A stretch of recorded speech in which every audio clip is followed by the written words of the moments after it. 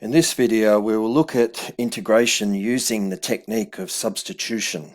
So we're going to integrate by the use of substitution. So let's have a look at our first example here. We want the integral 5x minus 2 in parentheses to the power of 3. Okay, and we're going to make a substitution. And this will reduce our integral down to something that is simpler to work on, and it just makes the task of integrating itself altogether much easier. Makes things clearer and simpler. Now we could apply the rules that we've seen in previous videos to this straight away, that's not a problem, or we could use this technique of substitution. So let's start here then. So let u equals 5x minus 2. Now du dx will be 5, okay, and so that implies we can write du as 5 times dx. Okay, now that's our substitution. So let's look at the original integral again. So I've got the integral of 5x minus 2 in parentheses to the power of 3. And we could write that as 1 on 5 times the integral of u cubed du. And remember that du is 5 times dx. So there's actually this du, the dx has been replaced by 5 times dx. And so because we have a 5 hidden in the du here, over here we only had 1 dx.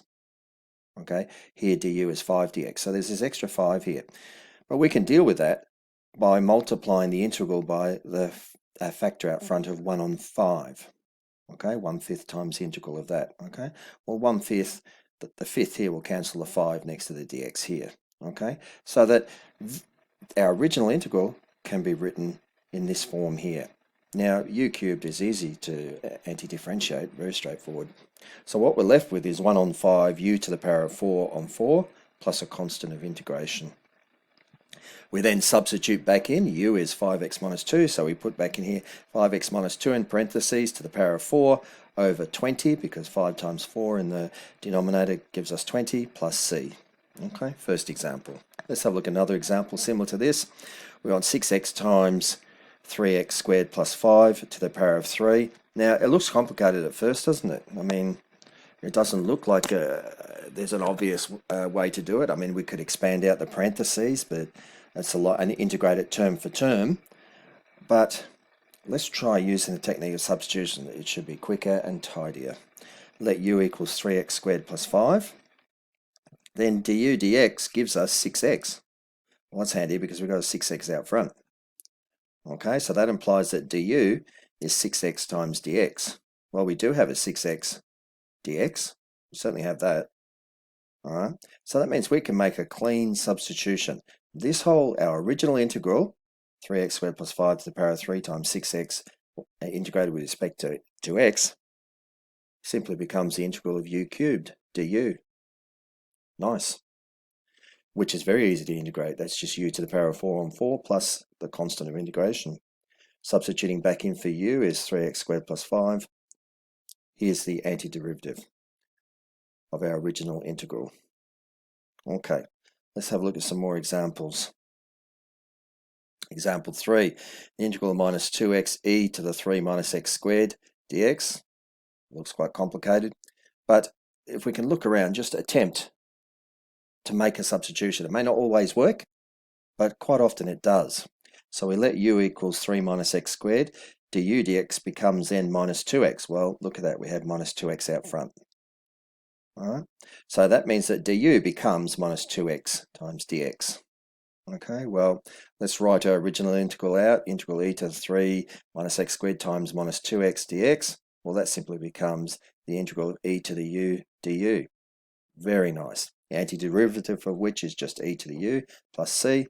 Substitute back in, and that gives us e to the 3 minus x squared plus our constant of integration.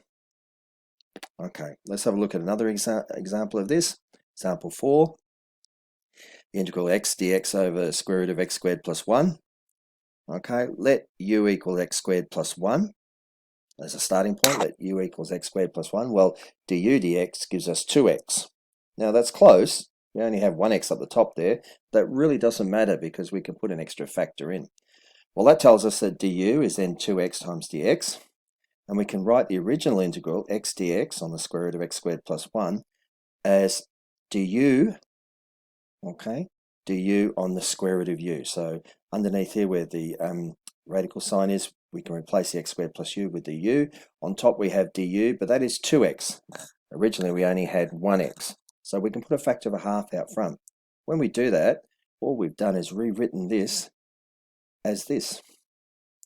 Our original integral has now, the integrand has now been replaced. The bit inside here, x over square root of x squared plus 1 is the integrand. The integrand has been replaced by this substituted value, a half times 1 on the square root of u. Okay, well, that can be rewritten as a half times the integral of u to the negative a half du, and which can easily be integrated as a half times u to the power of raising the power by 1 to give us plus a half over the new power plus a half, okay, plus the constant of integration. Tidying that up, we have taking the reciprocal of a half there, bringing it out front. The 2's cancel, we're left with u to the power of a half plus c.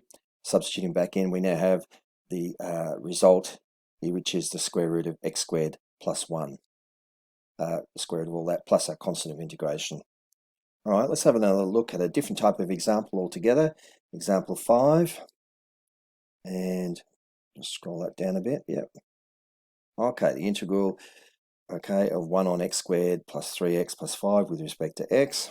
Okay, well, one thing perhaps we could make it look a little bit simpler by completing the square. So we'll have x squared plus 3x plus 3 on 2 all squared plus 5 and minus what we've added. So we've added 3 on 2 all squared, and we'll also need to subtract 3 on 2 all squared in order to keep it the same.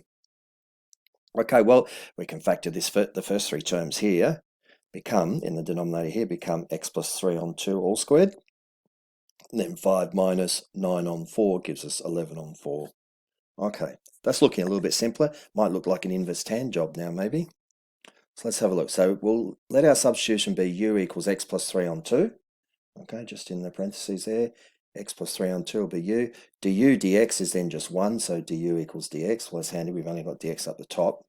Okay, and so that the integral dx of x plus 3 on 2 all squared plus 11 on 4, okay, becomes the integral of 1 on u squared plus 11 on 4 du.